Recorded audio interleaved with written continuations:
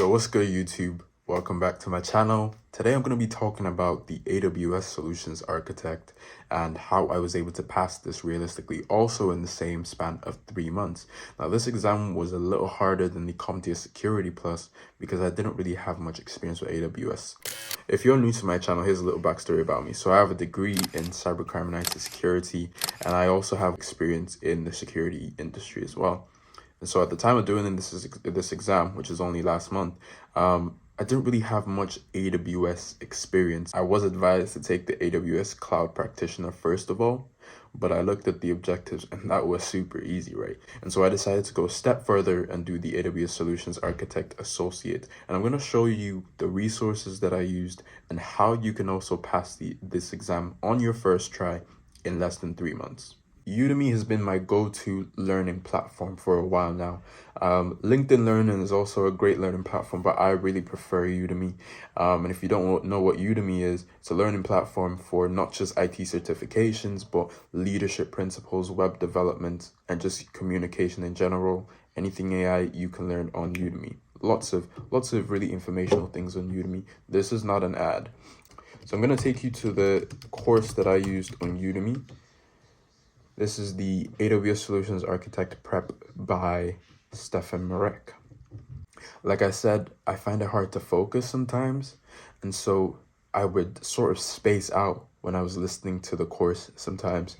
But the slides, I know it's 800 slides, but the slides actually helped because I was able to do 100 slides a day. Regardless of how long it took, I'd do 100 slides a day, and I was able to complete the slides in a week. And so watching the videos, there's only about less than 30 hours worth of video time, was much easier because I had read the slides and I could follow through with the slides as I was watching the video.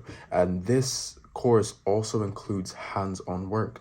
And so you can create your free AWS account and do hands-on work alongside Stefan as he's teaching you. Now, if you do an hour a day, again, this would only take you a month. And if you do 100 slides a day, you would be able to finish the 100 slides, the 800-page slides in a week.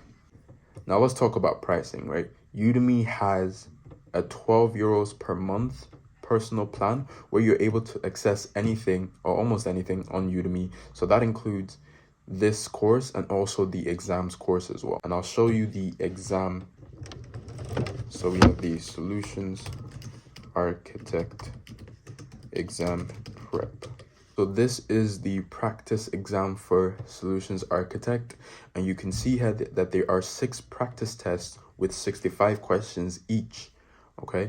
And so this is a great place to practice for the exam. So you do the course with Stefan Marek, and then you come here and do the 6 practice tests and prepare yourself for the exam properly. Now, another resource that I found very helpful was the AWS Hands-On by Rahul Wag. Don't think I spelled that right there. Rahul Wag, yes. So he goes through a full-on AWS course step by step. So he talks to you about the IAM role, how to launch an EC2 instance. You're able to see everything AWS within here. Now, I didn't use all the videos because Stefan Marek was pretty helpful, but anything that I didn't fully understand, Rahul Wag was able to explain to me properly. So one thing I will say is book your exams at least 3 to 4 months ahead of when you start studying and force yourself to get to that point, because if you don't book the exam, you're going to keep postponing it. And so what I did was, after 2 months, I had 1 more month before my exam was coming up, right? So I had done the practice exams, I had done the Udemy course within those 2 months. And then for the final month, I was just doing a lot of revision. And something that helped me with the Solutions exam questions, was a page on YouTube called Piece of Code, right? Piece of Code not just helps you with the questions, but he explains the questions to you in a way that during the exam, you're able to take the key points in the question and you're able to know, okay, by process of elimination, this is the answer, or this is most definitely not the answer. So we see here AWS SA C03 100 practice questions, part 1 and part 2. These helped me significantly, just understanding the mentality behind the questions, understanding how to break them down, what are the key points.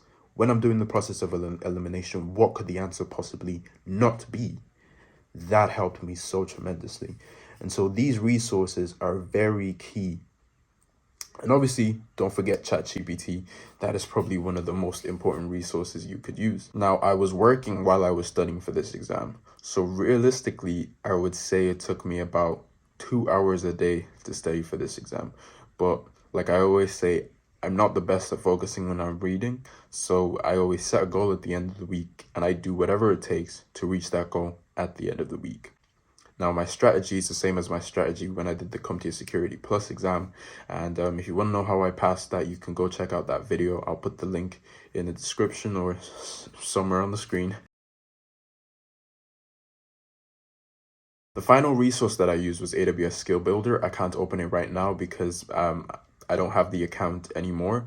But AWS Skill Builder gives you more practice tests created by AWS itself, and so you're able to see, obviously within the time frame, how much knowledge you have. And so in that final month leading up to the exam, I used Rahul Wag on YouTube, I used Piece of Code on YouTube, and I used AWS Skill Builder, just practicing back-to-back questions, reviewing anything I didn't know. So all in all, I hope I've been able to help you, whether you're still in college, whether you're just about to graduate, whether you have AWS knowledge already. With these resources, you are 100% guaranteed to pass your exam within the first try, within the space of 3 months. If you keep to the course, practice questions, course mentality, you will not fail. Now, if you're about to take the Solutions Architect exam, or if you're about to take any AWS exam, drop your exam in the comments when you're about to take it and let me know how it goes as well. And I would just say, keep up the good work and keep staying curious and keep taking up some more certificates.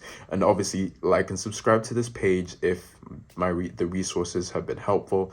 And let me know in the comments what kind of videos you'd want to see and any criticism or any suggestions you have for this channel.